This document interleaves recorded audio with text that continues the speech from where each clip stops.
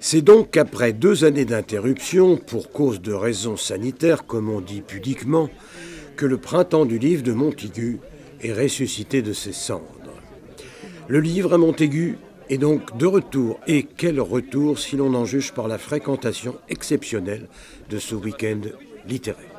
Et pour sa 32e édition, le Printemps du Livre avait choisi comme président une présidente, Clara Dupont-Moreau. Auteur, certains Parisiens disent autrice, c'est la mode, prix Goncourt des lycéens au passage pour son dernier ouvrage, S'adapter. Je trouve ça très touchant que ce soit pour s'adapter que Montaigu décide de me confier la présidence, parce que ça a vraiment son sens. Il y a aussi l'idée à laquelle je tenais de poésie dans le roman, parler de différence avec poésie. Or, à Montaigu, de nouveau, la poésie, en fait, elle est partout. 32e édition, mais aussi première, car le lieu, l'esprit de cet opus 2022 a subi quelques changements, à la satisfaction évidente d'Antoine Chéreau, président des Terres de Montaigu. D'abord, c'est un soulagement et un plaisir immense de redémarrer cette aventure exceptionnelle qu'est celle du Printemps du Livre. D'abord parce qu'on se retrouve après 2 ans arrêtés, mais ça veut dire 3 ans sans rien. Sans ce moment où le public très nombreux qui est venu aujourd'hui rencontre des écrivains qui sont naturellement talentueux, très variés et qui sont contents de faire vivre la culture et l'amour du livre. Pour Antoine Chéreau, il fallait coûte que renaisse le printemps. Oui, alors le coûte que coûte, c'est pas le quoi qu'il en coûte. L'objectif pour nous, c'était, vous savez, le Printemps du Livre en 2019, 45 000 visiteurs. Il y avait beaucoup de monde à attendre pour pouvoir rentrer, tellement il y avait de monde en même temps.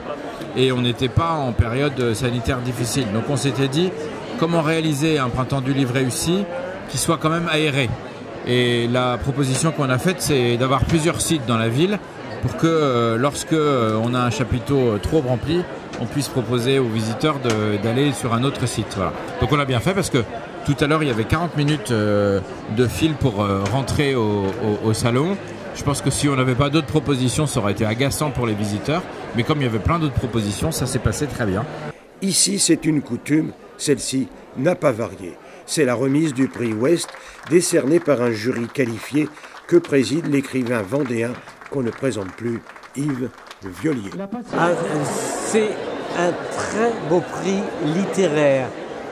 C'est l'histoire de Simon, un psychanalyste, qui s'aperçoit alors qu'il arrive au milieu de sa vie que finalement il a beaucoup écouté les autres, il s'est intéressé à leur histoire et il s'aperçoit que la sienne, il n'arrive pas à la lire, il n'arrive pas à comprendre comment il a vécu. D'un seul coup, il coupe sa vie, il s'en va au Japon et là, avec un couple de vieux artistes, un homme et une femme dans une île, il va se retrouver face à lui-même et il va comprendre et sa vie va repartir. C'est très très beau, c'est écrit à l'os, avec une grande sensibilité, j'ai envie de dire avec poésie.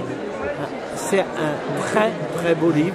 Pour moi, le plus beau livre de cette rentrée de janvier. Et sous les couvertures, beaucoup de dames, sous les couvertures des ouvrages, bien entendu, connus ou reconnus. Au hasard, Anne Dupéret, Patricia Loiseau, Ève de Castro, Mireille Dumas et bien d'autres, comme notre écrivaine de Vendée, de France et de Navarre, Marie-France Desmarais. Alors, le tourbillon des illusions, c'est la suite des Amants de la Rivière Rouge.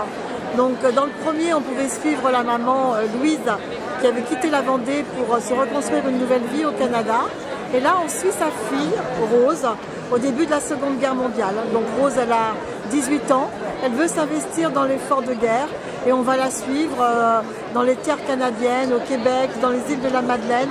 Il lui arrive plein d'aventures et en même temps on suit tout le cours de l'histoire avec la Seconde Guerre mondiale, vu aussi bien du point de vue canadien que du point de vue vendéen, puisqu'il y a aussi des allers-retours sur les terres vendéennes.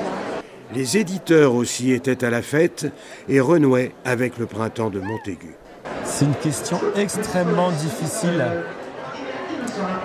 Le monde de l'édition aujourd'hui est en grande souffrance. Les imprimeurs en français souffrent énormément. Les coûts d'impression, d'énergie, de papier ont augmenté de telle manière que là où il y a 3 ans on payait des livres en coût d'impression à 4 €, on est rendu à 7 €, mais le prix de vente, lui, n'a pas changé, autour de 20 €. Et on est tous à la limite de la rupture en fait. Les éditeurs, les imprimeurs, les libraires souffrent énormément aussi.